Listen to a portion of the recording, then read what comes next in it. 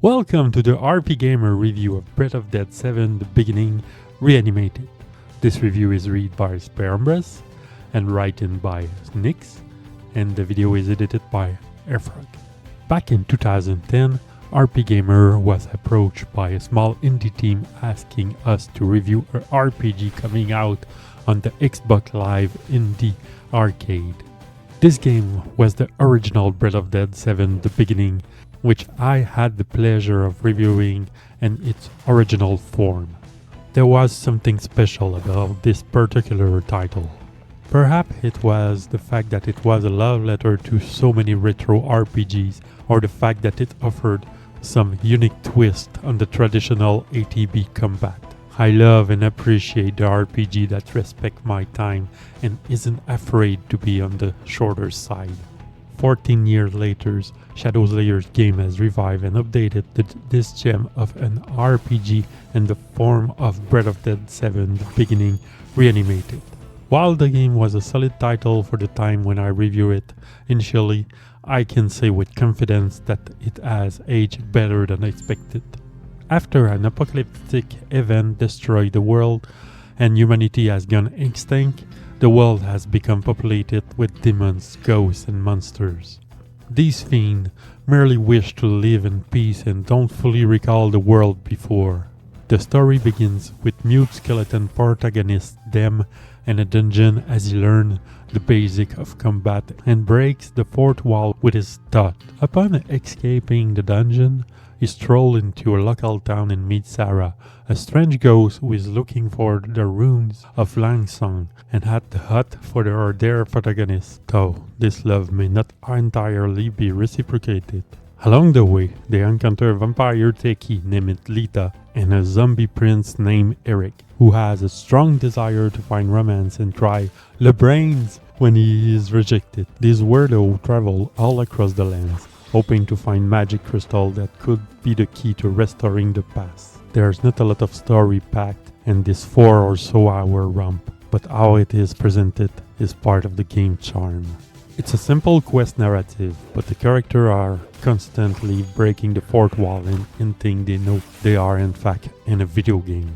There's snappiness in the writing that will make a seasoned RPGamer smile and laugh, even if a lot of the game jokes and puns are just plain corny. The writing wants to constantly remind the player that it's not a serious game and that the overall quest isn't a serious matter. Players also have access to party chat, which does help flesh out the cast, though it's a shame that it is a lot of repeated dialogue. Given how short the game is, it could have been an opportunity to add a bit more dialogue and expand on the playable party a bit more.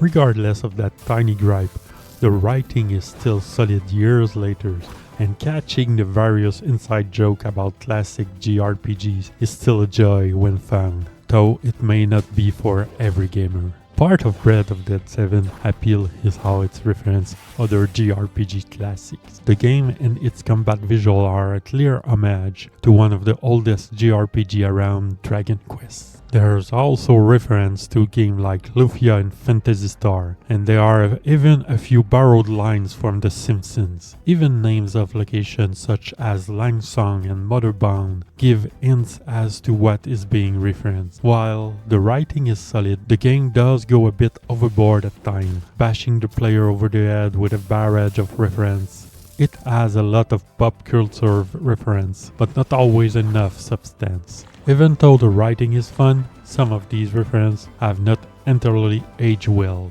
Combat in Breath of Dead 7 pay homage to Dragon Quest, but with some unique twist. Presented in first person, player can see the enemy hit point and have a combo gauge. Certain usable skills do more damage based on how high the combo count is. Combo are gained by using different attack too, or using a combo attack reset it to 0, though using a combo attack reset it to 0. When the combo counter is fairly high, certain skills such as Death Blow have a noticeable impact on a regular enemies and bosses, which mean building the combo counter is a must. However, for every turn the battle takes, the enemy will receive a 10% increase in their stat, and the longer a battle go on, the more dangerous it becomes for the player, encouraging strategies that end the combat more quickly. It is also important to pay constant attention during battles, as the actual pace of them is quite fast. Players will find a rip in regular battles that will allow them to whip through them thankfully easily, as there is a constant bombardment of random encounters. While HP is healed at the end of every battle, MP is not, and requires players to find a safe point to replenish. One unique element is that every dungeon has a set amount of random battles that can occur, and one way to negate the barrage of random encounters is to literally plant them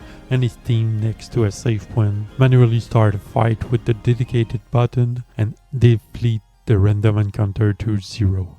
While it can be a quick grind, this makes it much easier to explore dungeon and find treasure without the constant pressure of battle.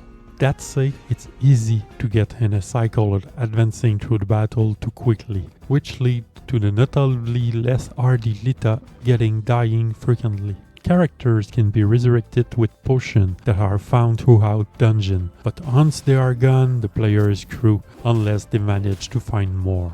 Managing potions becomes critical in the later part of the game when tougher enemies don't mess around. The difficulty of Breath of Dead 7 is not the most balanced. In fact, it's pretty easy to get the game over even on the easiest difficulty. Most party wipes are a result of players poorly managing their resources such as potion and MP. But sometimes it's just the result of getting into a random encounter where the enemies land multiple critical hits. Every level up offers a player two options for how they wish to build their party skills and stats. Taking attacks that start out worthless and revving them up so that the enemies will feel the hits. The game is challenging, even cruel at times, especially when a party wipe has occurred and one hasn't saved in a while. However, now that one can save anywhere, it's all the more reason to do it often. There's not a lot of side content to speak of in Reanimated.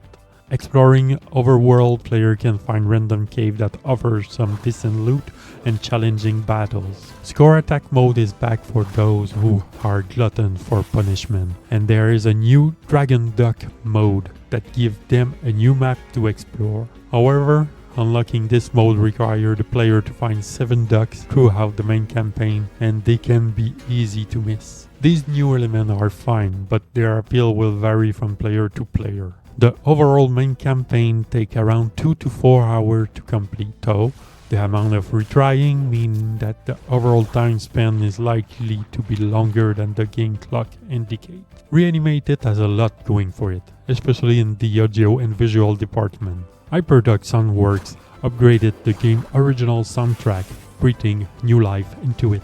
The game's battle theme revamp still has the music beats of the original, but there's an added deep that make it even more hummable. The music does a great job of setting the tone for each scene, understanding when sound need to be playful or when the mood is sober, which isn't often. The visual have the largest upgrade, moving from 8-bit to the 16-bit. One of the issues that plagued the original game is how cluttered a lot of the environment, whereas now it feels like there's a bit more space to move around and the player can actually tell what a lot of the debris is supposed to be. The characters and enemies model are crisp in detail, though there's a bit of reuse here and there. It doesn't detract from the overall visual. It is a welcome visual upgrade and pleasing to the eyes. It's interesting to go back and play sometime again 14 years later and both see how our project can remain the same in some aspect and evolve in others. While there isn't a lot of new air outside of the audio and visual upgrades, the nostalgia came back to me, reminding me of when I played the original on my Xbox 360 in my parents' basement. I appreciate the challenge of the game battle system and revisiting this character I long forget about.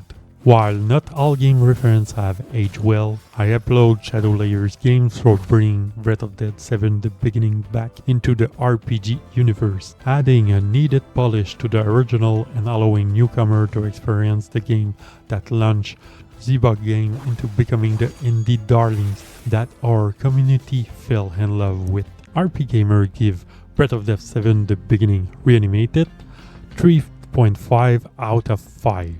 For more detail, hit the link in the description below.